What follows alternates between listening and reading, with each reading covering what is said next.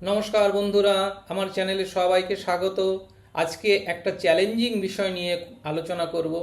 এই চ্যালেঞ্জিং বিষয়টা হচ্ছে মা যখন প্রেগনেন্সি আসে, অর্থাৎ যখন মা গর্ভবতী হন, তখন তার শরীরে যে পরিবর্তনগুলো ঘটে, সেই পরিবর্তন বা চ্যালেঞ্জকে কিভাবে মা মোকাবেলা করে তার প্রেগনেন্সিটাকে এগিয়ে নিয়ে যায়, সেইটাই এই আজকের আলোচনার বিষয়।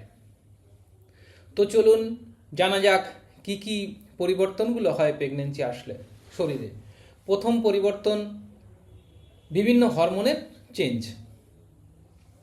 একটা কথা বলে রাখি, প্রেগনেন্সি আসলে কিন্তু শরীরের প্রত্যেকটা অঙ্গের কিছু না কিছু ফিজিওলজিক্যাল চেঞ্জ হয় এবং সেটা প্রেগনেন্সি চলে গেলে ধীরে ধীরে ঠিকও হয়ে যায়।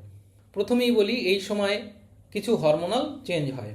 ইস্ট্রোজেন, প্রোজেস্টেরন এবং এইচসিজি নামক এই তিনটে হরমোনের চেঞ্জ হয়। ইস্ট্রোজেন হরমোন কি করে? এই সময় ইস্ট্রোজেন হরমোন রক্ত সঞ্চালনকে বাড়ায়, অর্থাৎ জরানারীর ভিতরে রক্ত সঞ্চালন বাড়ায়, স্তনের টিস্যু বৃদ্ধিতে সাহায্য করে। প্রোজেস্টেরন হরমোন যেটা বাড়ে, সেটা এই সময় পেশিগুলোকে শিথিল করে এবং জরায়ু বড় হতে সাহায্য করে।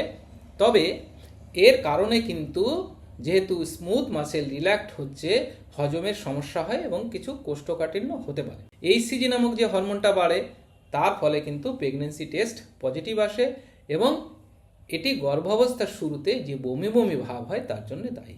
এই সময় কার্ডিওলজিক্যাল কিছু চেঞ্জ হয়, অর্থাৎ কার্ডিওভাস্কুলার সিস্টেমে কিছু চেঞ্জ হয়। মা এবং শিশু উভয়ের অক্সিজেনের চাহিদা এই সময় বেড়ে যায়, যা মেটাতে হৃৎপিণ্ডকে অনেক বেশি কাজ করতে হয়, অর্থাৎ অনেক পাম্প করতে হয়। তার ফলে হৃদস্পন্দন কিছুটা বেড়ে যায়। এই সময় রক্তের পরিমাণও কিন্তু বৃদ্ধি পায়। শরীরে রক্তের পরিমাণ 30 থেকে 50% বৃদ্ধি পায়। এই সময়ে শ্বাসকষ্ট হতে পারে। কেন শ্বাসকষ্ট হতে পারে? এই সময় যে ডায়াফ্রাম আছে, অর্থাৎ পেট এবং বুকের মাঝখানে একটা পর্দা মতো থাকে, তাকে ডায়াফ্রাম বলে। যেহেতু পেটটা আস্তে আস্তে বড় হচ্ছে, ইউটারাসটা গিয়ে ডায়াফ্রামকে উপরের দিকে পুশ করে, তার জন্যে বারে বারে শ্বাস নিতে হয়। কোনো কোনো মায়ের কিন্তু একটু শ্বাসকষ্ট হয়। এই সময় পরিপাকতন্ত্রের অনেক কিছু পরিবর্তন ঘটে, অর্থাৎ যে আমরা খাবার খাই সেটাকে পরিপাকতন্ত্র খাবারটাকে হজম করে আমাদের শরীরের সঙ্গে এনার্জি তৈরি করে। এতে কি কি পরিবর্তন হয়? এই পরিপাকতন্ত্রে প্রথম হচ্ছে মর্নিং সিকনেস, অর্থাৎ বমি বমি ভাব, খাবারের গন্ধে একটু অস্বস্তি ভাব, খাবার খেতে না পারা, অনেকের বমি হওয়া, হার্টবার্ন বা অম্বল হওয়া। এই সময় যে স্টমাকে বা পাকস্থলীতে যে বাল্বগুলো থাকে সেগুলো কিন্তু একটু ঢিলে মতো হয়ে যায়, তার জন্যে অ্যাসিডটা সহজেই উপরের দিকে উঠে আসতে পারে, এই জন্যে হার্টবার্ন হয়। আগেই বলেছিলাম কোষ্ঠকাঠিন্য, অর্থাৎ হরমোনের প্রভাবে খাবার সহজে যেহেতু হজম হতে পারে না, খাবারের গাটের মুভমেন্ট কমে যায়, অর্থাৎ যে খাবারটা খাচ্ছি সেটার মুভমেন্টটা কমে যায়, পেরিস্টলসিস কমে যায়, তার জন্য কিন্তু কোষ্ঠকাঠিন্য হয়। এই সময় কিন্তু ইউরিনারি সিস্টেম অর্থাৎ মূত্রতন্ত্রের পরিবর্তন ঘটে। এই সময় ঘন ঘন ইউরিন হয়।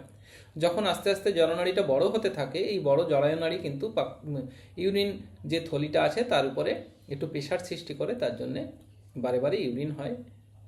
ইউরিন হওয়ার আরেকটা কারণে এই সময় কিন্তু কিডনিতে রক্ত চলাচলটা বেড়ে যায় এবং তার ফলে কিডনির ফিল্ট্রেশন বেড়ে যায়। ফিল্ট্রেশন বেড়ে গেলে কিন্তু এই সময় ইউরিনটা বেশি হয়।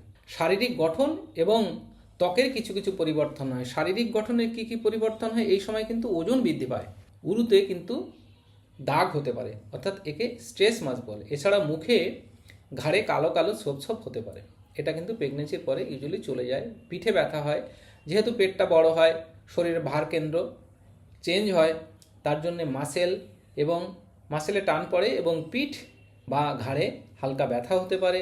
এই সময় কিন্তু জয়েন্টগুলো শিথিল হয়ে যায়, তার জন্যে কিন্তু জয়েন্টে বা পিঠে কোমরে ব্যথা হয়।